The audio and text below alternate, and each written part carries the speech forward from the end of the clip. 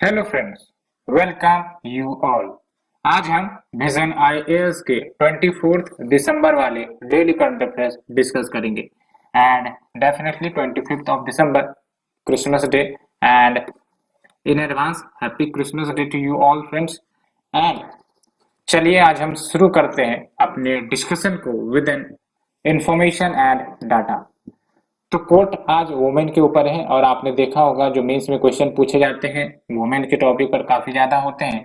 Hence कुछ important data and कुछ important coat आपको तैयार रखनी चाहिए सो दैट आप इसका इस्तेमाल इंट्रोडक्शन या कंक्लूजन में यूज कर सकते हो। तो देख सकते हो बी आर अम्बेडकर साहब का कोट है, I measure the progress of a community by the degree of progress which women have achieved. यानी कि किसी भी कम्युनिटी या सोसाइटी का प्रोग्रेस तब रिफ्लेक्ट किया जाएगा जब हम उस सोसाइटी में कम्युनिटी में वुमेन के प्रोग्रेस को देखते हैं। जितना ज्यादा वुमेन को इक्वलिटी मिलेगी, जितनी ज्यादा वुमेन को फ्रीडम मिलेगी for the education, for the jobs, for the target that they want to achieve, तो हम कह सकते हैं वो सोसाइटी प्रोग्रेसिबल है एज वेल एज इक्विटेबल है।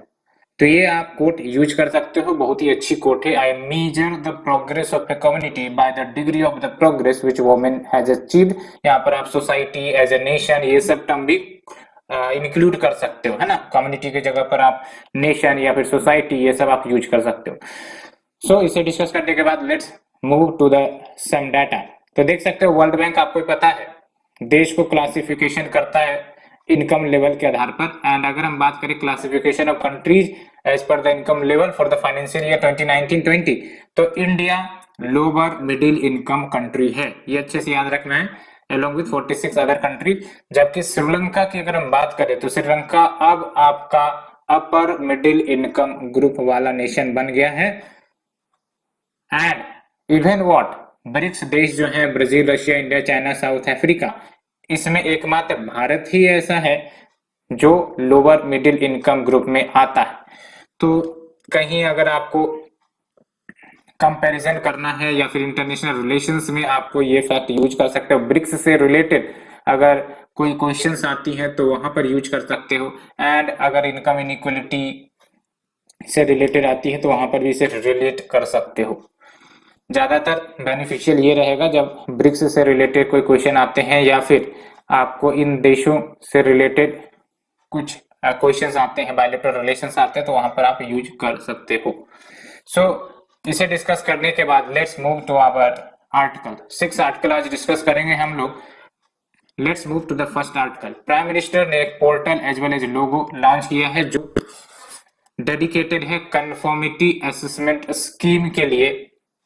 और ये conferment assessment scheme basically dairy sector के लिए चलाई जाती है। तो आपको ही पता है अगर हम कंटेक्स्ट की बात करें तो जो डेयरी सेक्टर है उस पर पूरा फोकस किया जा रहा है। एंड डेयरी सेक्टर चूंकि एक ह्यूज पोटेंशियल रखता है फार्मर्स के इनकम को डबल करने के लिए एज वेल एज इंडिया। आपको पता है कि मिल्क प्रोडक्शन में नंबर 1 पर आता है, लेकिन अगर हम बात करें एक्सपोर्ट की तो एक्सपोर्ट में कुछ कंस्ट्रेंट है क्वालिटी के नाम पर, नॉन टैरिफ बैरियर के नाम पर, as well as other concerns भी डेयरी सेक्टर में है। तो इसको हम डिस्कस करेंगे, लेकिन सबसे पहली बात तो सिलेबस में देखते हैं। तो डायरेक्ट सिलेबस का टॉपिक आपका ये होगा एंड ये इकोनॉमिक्स ऑफ एनिमल रियरिंग के अंतर्गत आएगा आपका ये टॉपिक। कहाँ गया? हाँ देख सकते हो, इकोनॉमिक्स ऑफ एनिमल रियरिंग, है ना, जीएस पेपर 3 के अंतर्गत आए। तो बेसिकली ये जो आपका लोगो है या फिर पोर्टल की बात कर ले तो इसे डेवलप किया गया है bureau of Indian standards and national dairy development board के द्वारा। एंड अगर हम बात करते हैं सीएएस की यानी कि कंफर्मिटी असेसमेंट स्कीम की, तो ये एक प्रकार से आपका सर्टिफिकेशन स्कीम है जिसके तहत जो आपका product food safety management system process certification है, अब उसको वन अम्ब्रेला के अंतर्गत लेकर आया गया है। वन अम्ब्रेला के अंदर लेके आने का मतलब ये हुआ कि अब यूनिफाइड लोगो होगा।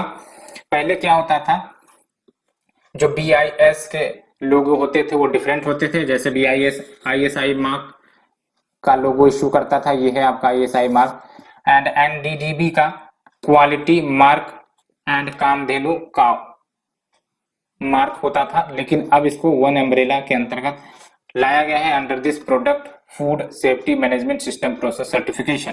ठीक है, एंड इससे पहले मैंने आपको बताया कि कोई यूनिफिकेशन नहीं था product as well as process certification का।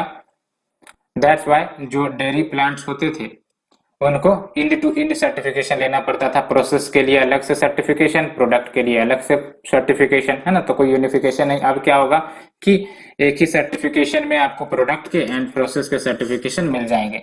एंड जो एनडीडीबी है यानी कि नेशनल डेयरी डेवलपमेंट बोर्ड, ये आपका प्रोसेस को सर्टिफाई करता है, यानी कि जो प्रक्रिया फॉलो की जाती है for the milk processing. And जो BIS है वो बेसिकली प्रोडक्ट की रेटिंग करेगा। आपने भी ISI रेटिंग के बारे में सुना होगा, वेरियस प्रोडक्ट्स में ISI की रेटिंग होती है, तो ये बेसिकली BIS प्रोवाइड करता है।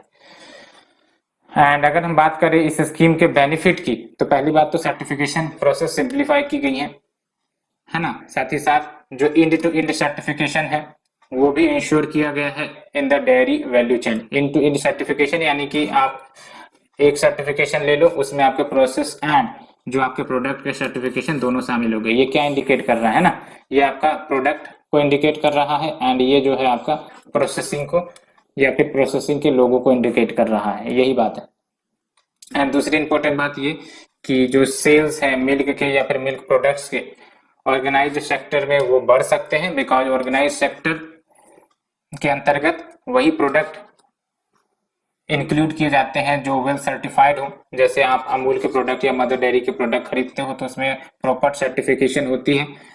एंड दूसरी इंपॉर्टेंट बात ये कि it will enhance the income of farmer, farmers के इनकम में भी बढ़ोतरी आएंगी। एंड एक तो ये क्वालिटी कल्चर का डेवलपमेंट हो सकेगा इन द डेयरी सेक्टर, जब ये लोगों एंड जो आपके सर्टिफिकेशन लिए जाएंगे कंपनीज के द्वारा, डेयरी प्रोसेसिंग कंपनीज के द्वारा या फिर डेयरी प्रोड्यूसर के द्वारा, तो एक क्वालिटी का एहसास होगा कि हाँ क्योंकि ये लोगो हैं तो definitely there is a quality, तो क्वालिटी कल्चर का भी डेवलपमेंट होगा। अब हम बात करते हैं कि आखिरकार quality and food safety milk and milk products की क्यों जरूरी है, why to ensure the quality and food safety of milk and milk product. तो पहली बात तो ये कि प्रोडक्शन हमारे देश में काफी ज्यादा होता है। एंड दूसरी इंपॉर्टेंट बात ये कि डिस्पाइट सच ह्यूज प्रोडक्शन, लेकिन अगर हम बात करें रिस्क ऑफ एडल्ट्रेशन की, तो second most likely food item है ये आपका, जहां पर आपका रिस्क ऑफ एडल्ट्रेशन काफी ज्यादा होता है। फर्स्ट नंबर पर आपका ओलिव ऑयल होते हैं। ठीक है, दैट्स वाई क्वालिटी को इंश्योर करनी है, नहीं तो ट्रस्ट नहीं बन पाएगा। ट्रस्ट नहीं बन पाएंगे तो प्रोडक्ट जो है खरीदे नहीं जा सकेंगे।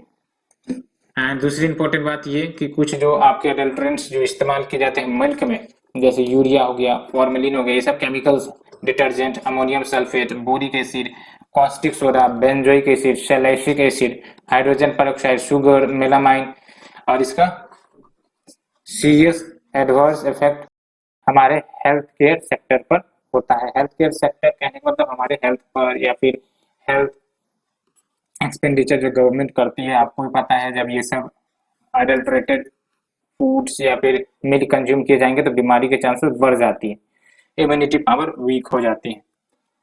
तो ये हमने आर्टिकल नंबर 1 डिटेल से डिस्कस किया। Let's move to the article number 2। देख सकते हो जो आपका centre for science and environment है, एक रिपोर्ट के अनुसार इनका कहना है कि 61% जो पावर प्लांट्स है जिसको कैटेगरी ए में रखा गया है, जिनको इमिशन स्टैंडर्ड्स फुलफिल करना है, तो लगभग 61% जो पावर प्लांट्स हैं ये अपने जो इमिशन स्टैंडर्ड्स के जो डेडलाइन वाले टारगेट है उसको मीट नहीं कर सकेंगे, और ये डेडलाइन बेसिकली 22 का था। तो दैट्स वाई ये आपका न्यूज में आया है और काफी इंपॉर्टेंट भी है अगर हम इन्वायरमेंट के पर्सपेक्टिव से बात करें। और इंडिया, आपको भी पता है कि इन्वायरमेंट से रिलेटेड काफी बड़े बड़े इनिशिएटिव या टारगेट सेट कर रहा है, और ऐसे में सिर्फ टारगेट सेट करना ही नहीं बल्कि उसको अचीव करना भी एक फोकस होना चाहिए। तो इम्प्लीमेंटेशन में वीकनेस कहीं ना कहीं यहाँ से आपको निकल कर आ रही है, जिसके कारण हो सकता है भारत के जो क्लाइमेटिक टारगेट्स हैं, ग्रीन हाउस इमिशन को रिड्यूस करने के टारगेट्स हैं, उन सबको फुलफिल करने में डिले आ जाती है। तो सिलेबस की अगर हम बात करें तो आर्टिकल नंबर 2 आपका देख सकते हो conservation, environmental pollution and degradation इसके अंतर्गत आएगा। तो सबसे पहली बात तो ये देखो कि जो भी आपके पावर प्लांट्स हैं उसको 3 कैटेगरी में रखा गया है, category A, category B, category C. ठीक है, तो जो कैटेगरी ए वाले पावर प्लांट है उसके लिए क्या क्राइटेरिया है, तो वैसे पावर प्लांट जो एनसीआर यानी कि national capital region as well as वो सिटीज जहां पर मिलियन प्लस पॉपुलेशन है यानी कि 10 लाख से ज्यादा पॉपुलेशन है, तो with in the 10 kilometre of the radius जो पावर प्लांट आएंगे वो कैटेगरी ए में होंगे। और इनको जो इमिशन स्टैंडर्ड्स के जो डेडलाइन फुलफिल करने हैं वो 22 का टारगेट दिया गया है। और कैटेगरी बी में क्या है, जो क्रिटिकली पॉल्यूटेड एरियाज है या फिर non attainment cities, non attainment city यानी कि वो सिटीज जिन्होंने पॉल्यूशन लेवल को कंट्रोल करने में असक्षमता दिखाई है। इसका एक प्रॉपर डेफिनेशन है, हम देखेंगे बाद में। तो उसके 10 किलोमीटर के दायरे में जो भी प्लांट्स आएंगे वो कैटेगरी बी में होंगे और इनको जो इमिशन स्टैंडर्ड्स के कंप्लायंस का डेडलाइन दिया गया है वो 2023 में है। एंड बाकी जो रिमेनिंग प्लांट्स हैं which will come under the category C, इनको लंबा डेडलाइन दिया गया है, इनको 2024 में ये इमिशन स्टैंडर्ड्स के जो डेडलाइन है वो फुलफिल करने हैं। ठीक है, तो category A, category B, category C हमने देखा। अब इश्यू क्या निकल कर आई कि जो 61% पावर प्लांट जिसको कैटेगरी ए में रखा गया है वो हो सकता है कि 2022 के जो डेडलाइन है उसे फुलफिल न कर सके। एंड ये होता क्या है, क्या इमिशन स्टैंडर्ड्स इनको फुलफिल करने हैं वो भी हम देखेंगे। तो देख सकते हो न्यूज की शुरुआत होती है 2015 में, जब मिनिस्ट्री ऑफ एनवायरनमेंट ने एक नोटिफिकेशन जारी करके जो कोल थर्मल पावर प्लांट्स हैं उनको डायरेक्ट किया था कि भाई साहब आपको अब से स्ट्रिंजेंट इमिशन नॉर्म्स का पालन करना होगा।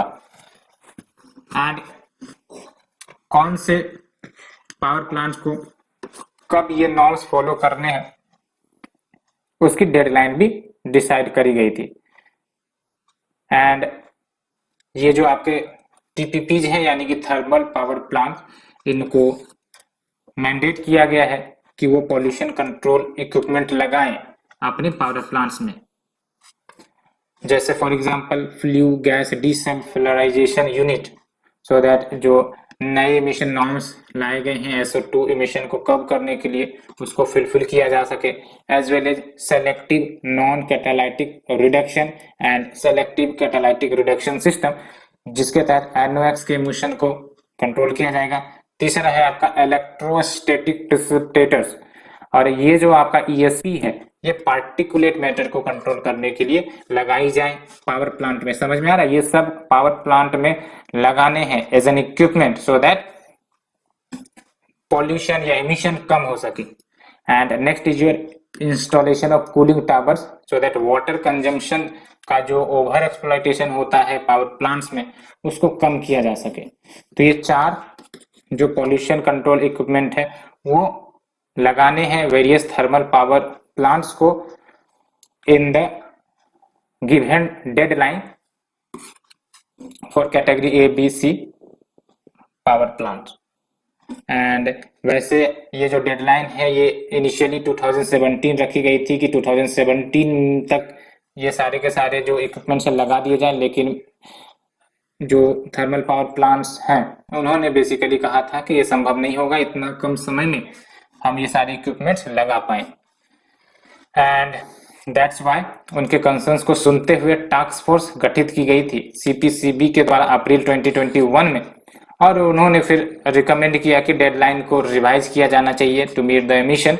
एंड उसके बाद ही ये जो आपका TPP है उसको 3 कैटेगरी में बांट दिया गया A, B, C। तो पहले तो आपका नोटिफिकेशन आया था 2015 में जिसके तहत 2017 में सारे के सारे जो पावर प्लांट्स हैं उनको ये टारगेट अचीव करने थे, लेकिन ये जो आपका रिवाइज्ड टास्क फोर्स ने रिकमेंडेशन किया था इसके तहत पहली बात तो ये हुई कि डेडलाइन को एक्सटेंड किया गया। दूसरी इंपॉर्टेंट बात ये हुई कि TPPs को 3 कैटेगरी में बांट दिया गया, तीनों के लिए डिफरेंट डेडलाइन घोषित की गई।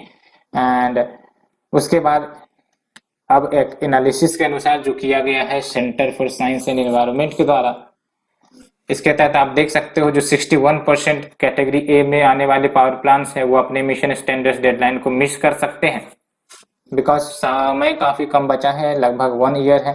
एंड ओवरऑल अगर हम ए प्लस बी प्लस सी थर्मल पावर प्लांट्स को मिला दे तो 35% जो टोटल कोल पावर कैपेसिटी जो ये तीनों कैटेगरीज को बिलोंग करते हैं तो वो सब जो है अपने रिस्पेक्टिव डेडलाइंस को मिस कर देंगे। तो ओवरऑल अगर हम बता दें ए प्लस बी प्लस सी तो ये 35% जो आपके होंगे वो अपनी डेडलाइन को मिस कर देंगे, और अगर हम कैटेगरी ए की बात करें तो 61% अपने डेडलाइन को मिस कर देंगे। एंड जो मेजोरिटी ऑफ टीपीपी है जो मीट करेंगे इमिशन नॉर्म्स को आने वाले समय में वो कौन है, सेंट्रल सेक्टर पीएसयूज है ना, उसके बाद प्राइवेट सेक्टर आएंगे। एंड जो कोल टीपीपी है यानी कोल थर्मल पावर प्लांट्स, ये लगभग आप देख सकते हो 50% of SO2 emissions, 30% of NOx emission यानी कि nitrous oxide emission and 20% of the particulate matter. तो ये फैक्ट आपको याद रखना है। जैसे फॉर एग्जांपल दिल्ली के पॉल्यूशन के बारे में आए तो याद यहाँ पे ये रखना है कि सिर्फ और सिर्फ जो वेहिकुलर पॉल्यूशन ही कारण नहीं है पॉल्यूशन का, there is the thermal power plant जो कंट्रीब्यूट करती है अच्छा खासा पोर्शन में टू द polluting environment। जैसे देख सकते हो 50% of the SO2, 30% of the NOx compound and 20% of the particulate matter. तो ये हमने आर्टिकल नंबर 2 डिस्कस किया। Let's move to the article number 3 friends. Ministry of corporate affairs ने सजेशंस मांगे हैं जो वो प्रपोज्ड चेंजेस लाने का प्रयास कर रहे हैं इंसॉल्वेंसी एंड बैंक्रप्सी कोड में। आप देखते होंगे कि जो IBC है लगभग इसको बार बार अमेंड किया जाता है। इट इज बिकॉज कि जो इमर्जिंग रिक्वायरमेंट्स है उसको फुलफिल किया जा सके, बिकॉज ये न्यू टाइप ऑफ सिस्टम रहा है जिसके तहत इंसॉल्वेंसी के इश्यू को सॉल्व किया जा सके। That's why certain time period में ये चेंजेस आते रहते हैं। एंड अगर हम बात करें सिलेबस की तो सिलेबस में आप देख सकते हो Indian economy and issues related to planning mobilisation of resources growth development and employment, इसके अंतर्गत ये आएगा।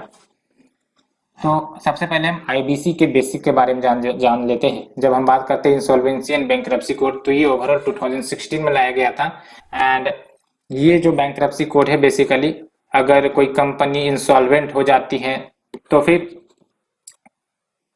उसको रिजॉल्व करने के लिए, बिकॉज इंसॉल्वेंट हो जाने के मतलब जो क्रेडिटर है उन्होंने जो लोन दे रखे होंगे अब उनके पैसे तो आने चाहिए ना, तो इस इश्यू को रिजॉल्व करने के लिए ये IBC लाया गया था। इससे पहले एक बात और जान लिया जाए, इंसॉल्वेंसी एंड बैंक्रप्सी का क्या डिफरेंस होता है। तो जब हम बात करते हैं इंसॉल्वेंसी की तो इंसॉल्वेंसी ऐसी स्थिति हुई जहां पर कोई इंडिविजुअल है, जैसे हम हो सकते हैं, कोई और हो सकता है, या फिर कोई कंपनी है, वो अपने आउटस्टैंडिंग डेब्ट को रिपे करने में असक्षम है, तो ये हो गया आपका इंसॉल्वेंसी। एंड यही बात अगर हम करें बैंकरप्सी की तो जब कोई ऑर्गेनाइजेशन अपना फाइनेंशियल ऑब्लिगेशंस नहीं मीट कर पाता है, यानी कि लोन इंटरेस्ट नहीं पे कर पा रहा है, अपने क्रेडिटर को पेमेंट नहीं पे कर पा रहा है, तो वो बैंकरप्सी फाइल करता है ना, कि भाई साहब मैं बैंकरप्ट हो गया, मुझे क्षमा करो। जो लीगल एक्शंस लेने हैं लिए जा सकते हैं उसके बाद। एंड जब हम बात करते हैं लिक्विडेशन की तो लिक्विडेशन का मतलब उस कंपनी को इंड कर दिया जाता है और बदले में जो पैसे निकल कर आएंगे, जो एसेट्स एंड प्रॉपर्टीज भेजे जाएंगे कंपनी के, वो रीडिस्ट्रीब्यूट कर दी जाएंगी क्रेडिटर्स एंड ओनर्स को। तो ये 3 इंपॉर्टेंट टर्म आपने जाना। अब आते हैं IBC 2016 के बेसिक की। तो इसका बेसिक एम क्या है कि जो स्मॉल इन्वेस्टर्स हैं जो इन्वेस्ट करते हैं कंपनी में और वो कंपनी डूबने लगती है, प्रॉफिटेबिलिटी का इश्यू आ जाता है, तो अल्टीमेटली उनके इंटरेस्ट को प्रोटेक्ट करना, साथ ही साथ जो बिजनेस डूइंग का माहौल है भारत में उसको लेस कुम्बरसम बनाना। कहने का मतलब अगर कोई कंपनी नहीं चल रही है, अब उसको बंद होना है, तो बहुत सारे नियम कानून का पालन करना पड़ता है ना, डिस्क्लोजर यानी कंपनी को बंद करने में। दैट्स व्हाई काफी ज्यादा कॉम्प्लिकेटेड हो जाता है। हैंस ये जो IBC है उसी कन्वर्शन प्रोसेस को इजी करने का प्रयास करता है, सो दैट अगर कोई बिजनेस बंद होना चाहता है तो फिर वो बंद भी हो सके। एंड जो भी रिलेटेड मैटर्स एंड इश्यू है वो जल्द से जल्द सॉल्व हो सके। एंड ये एक इम्पॉर्टेंट बात है कि जो कॉमर्शियल एस्पेक्ट्स है इंसॉल्वेंसी का एंड बैंकरप्सी का, उसको ये सेग्रीगेट करता है जुडिशियल एस्पेक्ट से, बिकॉज ये सॉल्यूशन प्रदान करते हैं, है ना। जुडिशियल एस्पेक्ट का तो मतलब ये हुआ कि हाँ केसेस चलने लगे एंड अल्टीमेटली जुडिशियल एस्पेक्ट में ये आ जाता है। कॉमर्शियल एस्पेक्ट का मतलब ये हुआ कि फॉर एग्जांपल आपका स्ट्रक्चरिंग, लोन स्ट्रक्चरिंग कर दिया गया हो, या फिर इंसॉल्वेंसी प्रोफेशनल्स ने कुछ रिकमेंड किया होगा कि लेट से ये मैकेनिज्म है, इसको पालन कर सकते हैं और कंपनी को रिवाइव कर सकते हैं। ये सब कुछ कमर्शियल एस्पेक्ट हुआ इंसॉल्वेंसी एंड बैंकरप्सी का। और जुडिशियल एस्पेक्ट यानी कि जुडिशियल प्रोसीडिंग फिर चल सकती है, वो हो गया आपका जुडिशियल एस्पेक्ट। एंड ये टाइम बाउंड प्रोसेस प्रोवाइड करता है इंसॉल्वेंसी को रिजोल्व करने के लिए। ये एक इंपॉर्टेंट फीचर है, time bound process for resolving insolvency in the company and among the individual. और साथ ही साथ जो स्ट्रेस्ड एसेट है उसकी वैल्यूज को मैक्सिमाइज करने की बात करता है। स्ट्रेस्ड एसेट यानी कि जो एसेट है लेकिन उससे कोई आपका इनकम नहीं निकल कर आ रहा है, लोन इंटरेस्ट नहीं निकल कर आ रहा है, तो वो स्ट्रेस्ड एसेट हो जाते हैं, है ना। तो ये बातें हो गई आईबीसी के बेसिक की। अब बात करते हैं जो चेंजेस प्रपोज की गई हैं, वो है बेसिकली इंसॉल्वेंसी लॉ कमिटी के द्वारा। एंड ये जो आपका insolvency law committee corporate insolvency resolution and liquidation framework जो आईबीसी के ही अंतर्गत आता है, और ऑब्जेक्टिव यही है कि रिजोल्यूशन प्रोसेस को एफिशिएंट बनाया जाए अंडर दिस कोड। एंड क्या की अमेंडमेंट प्रपोज की गई है, तो पहली बात तो ये मैंडेटरी किया जा सकता है नेशनल कंपनी लॉ ट्रिब्यूनल के लिए कि ये जो प्लान है रिजोल्यूशन प्लान उसको 30 डेज के भीतर भीतर ही अप्रूव कर दे, नहीं तो रीजन बताए कि आखिरकार क्यों ये रिजोल्यूशन प्लान 30 डेज में अप्रूव नहीं हुई है, और वो भी ये जो रीजन होगा वो राइटिंग में होगा। एंड दूसरा जो अमेंडमेंट प्रपोज किया गया है वो है आपका लुक बैक पीरियड के ऊपर। तो बेसिकली जो आपका डेट ऑफ फाइलिंग पिटिशन है, एंड एक तो होता है date of admitting the petition, आपको पता है दोनों डिफरेंट डेट होते हैं। तो इसमें प्रपोज चेंजेस क्या है कि डेट ऑफ फाइलिंग पिटिशन पर फोकस किया जाएगा instead date of admitting the petition, so that जो आपके जो प्री फाइलिंग ट्रांजेक्शन्स हैं डेप्टर के उसको भी कंसिडर किया जा सके। एंड सेंट्रल गवर्नमेंट को ये अलाउ करेगा कि वो डिटेल फ्रेमवर्क प्रिस्क्राइब कर सकते हैं for the contribution and utilisation of the IBC fund. And अगर हम बात करें रिजोल्यूशन टाइमलाइन एंड प्रोसेस की, तो पहली बात तो लेट्स से क्योंकि कंपनी डिफॉल्ट हो गई, अब उसके बाद ये मैटर जब आईबीसी के पास जाएगा तो इंसॉल्वेंसी प्रोफेशनल अपॉइंट किए जाते हैं और वो मोरेटोरियम पीरियड देती है, और इसी मोरेटोरियम पीरियड में बेसिकली आपका सॉल्यूशन प्रपोज किया जाता है। एंड जो उसके बाद क्रेडिट कमेटी फॉर्मुलेशन होती है। क्रेडिट कमेटी यानी कि वो बैंक्स या इंस्टीट्यूशन जिन्होंने लोन दिया था वो इस क्रेडिट कमेटी में बैठते हैं, और वो फिर एक प्लान को अप्रूव करने का प्रयास करेंगे जो इंसॉल्वेंसी प्रोफेशनल ने प्रपोज की है। एंड वो प्लान अप्रूव होगा या नहीं होगा वो डिपेंड करेगा कि वोटिंग कितनी हुई है। फॉर एग्जांपल अगर 66% ऑफ द क्रेडिटर्स अप्रूव कर देता है तो वो प्लान इंप्लीमेंट हो जाएगा, और अगर नहीं तो फिर उसका लिक्विडेशन हो जाएगा। तो ये प्रोसेस हमने पहले भी समझ रखा है। तो इसके कवर करने के बाद let's move to the next article. Scientist trace first clue to understand the transient high energy pulses from मैग्नेटार्स।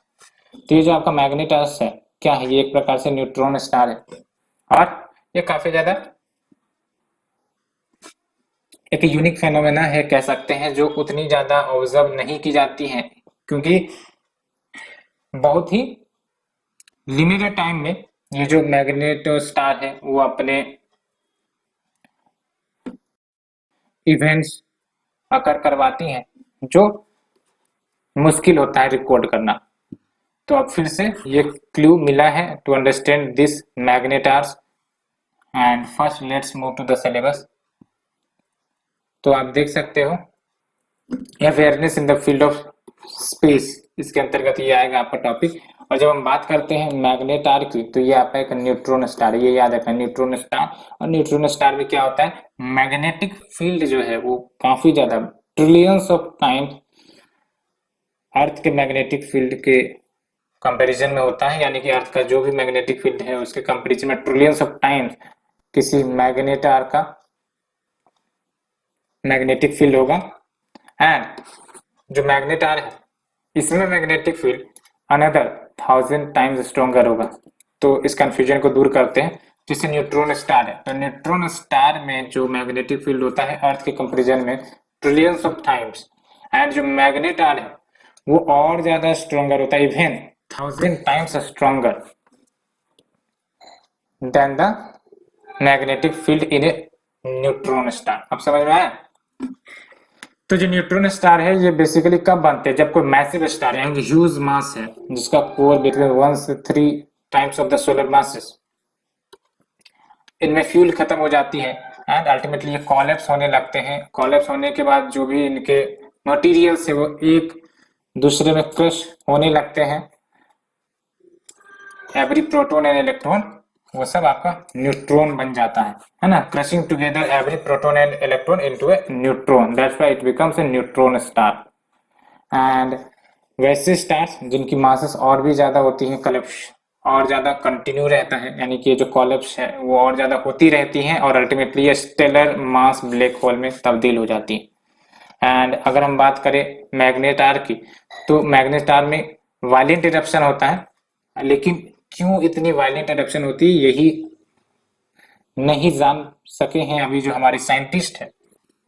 ऐसा इसलिए कि जो आपका वायलेंट इरप्शन होता है ना, बहुत ही शॉर्ट ड्यूरेशन का होता है, आप देख सकते हो बेयरली 10th ऑफ ए सेकेंड, तो 1 सेकेंड का भी 10th पार्ट निकालो 1/10 में ये वायलेंट इरप्शन हो जाती है, तो ऑब्जर्व करना मुश्किल होता है। एंड ये वैसे माना जा रहा है कि जो इरप्शन होते हैं मैग्नेटार में वो बेसिकली उनके जो मैग्नेटोस्फेयर है, वो जो लेयर है उनका, उनमें इनस्टेबिलिटीज के कारण होते हैं या फिर कोई अर्थक्वेक रिलेटेड फेनोमेना के कारण हो सकते हैं। जो आपका अर्थ पर होता है वो अर्थक्वेक हुआ, मार्स पर हुआ मार्सक्वेक हुआ, उसी प्रकार से स्टार पर हुआ तो स्टार क्वेक कहेंगे, है ना। तो जो आपका स्टार क्वेक प्रोड्यूस होता है उसके क्रस्ट में, इसके कारण भी हो सकते हैं, या फिर इनस्टेबिलिटीज इन देयर मैग्नेटोस्फीयर, इसके कारण भी हो सकते हैं, ऐसा माना जा रहा है।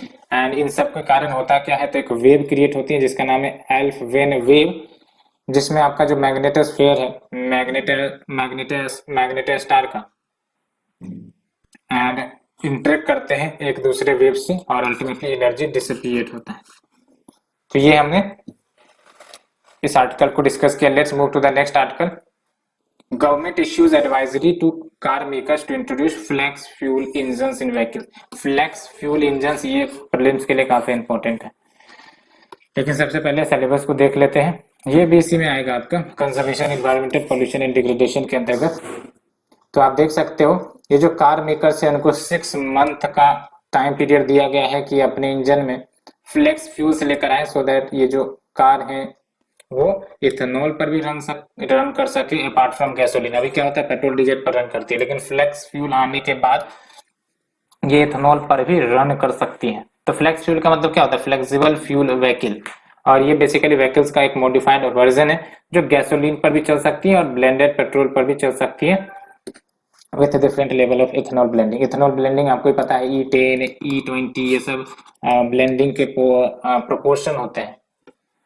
एंड ये बेसिकली अभी फ्लेक्स फ्यूल ब्राजील में सक्सेसफुल है, एंड ब्राजील के लोग जो भी फ्लेक्स फ्यूल इंजन को यूज करते हैं तो आराम से वो अपने फ्यूल को स्विच कर सकते हैं, गैसोलीन से एथेनॉल में, एथेनॉल से गैसोलीन में, इस प्रकार से, है ना।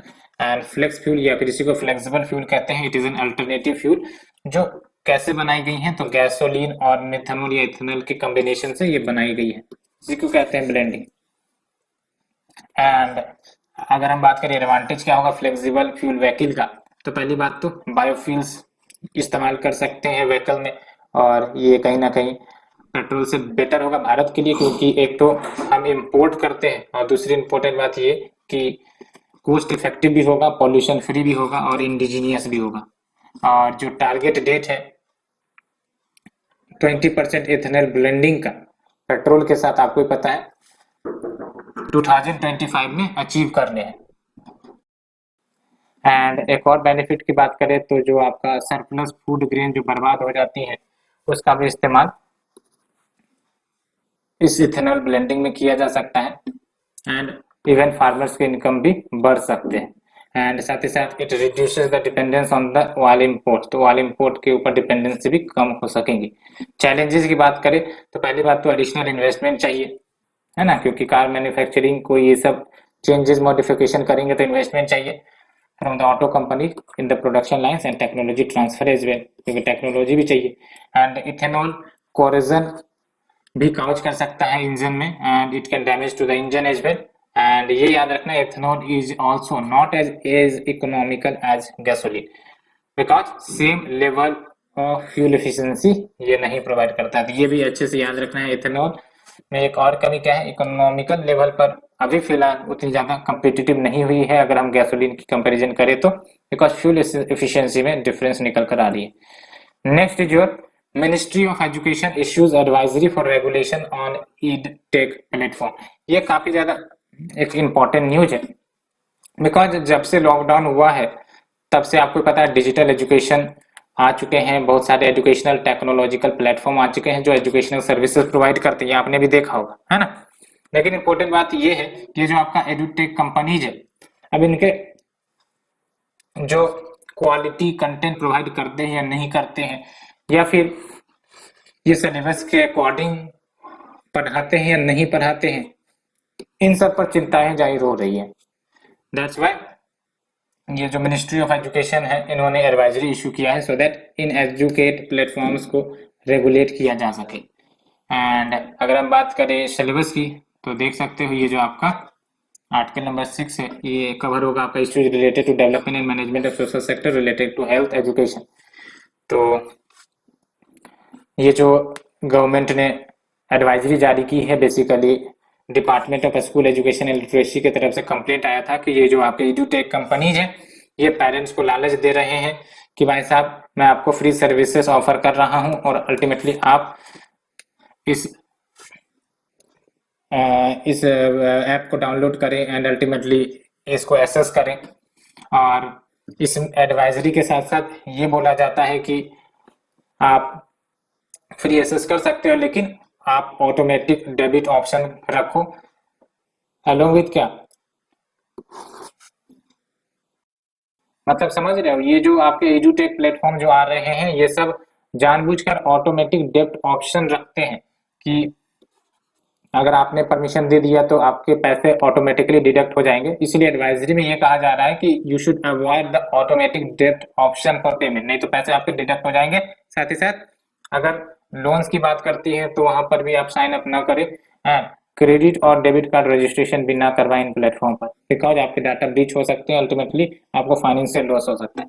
साथ ही साथ ये भी सजेस्ट किया गया है कि चाइल्ड सेफ्टी गाइडलाइंस को फॉलो किया जाए जो मेंशन किया गया है प्रयागता गाइडलाइन में। और प्रयागता गाइडलाइन आपको याद रखना है principle it is associated to guideline to the digital education और ये मिनिस्ट्री ऑफ एजुकेशन के द्वारा रिलीज की गई थी। तो अगर कोई एडुटेक प्लेटफॉर्म आप यूज करते हो तो डू फॉलो द प्रयागता guidelines and understand the safety guideline there.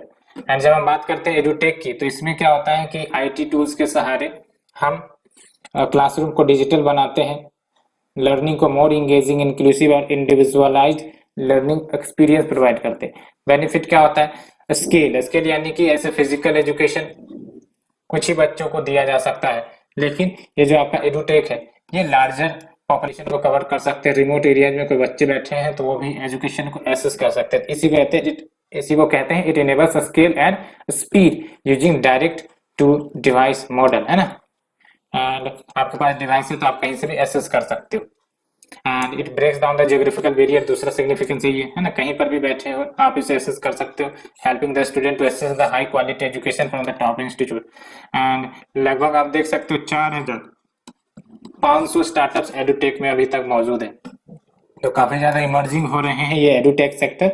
और रेगुलेशन की जरूरत क्यों पड़ रही है इन एडुटेक सेक्टर के लिए, तो क्लैरिटी ऑन एस्पेक्ट, जैसे डाटा कलेक्शन लेते हैं इस पर कोई क्लैरिटी नहीं है, स्टोरेज में क्या स्टोरेज मांगते हैं, प्रोसेसिंग कैसे करते हैं, पोटेंशियल मोनेटाइजेशन जो एडुटेक कंपनीज करते हैं अपने बेनिफिट के लिए, तो इन सब में कोई क्लैरिटी नहीं निकल कर आ रही।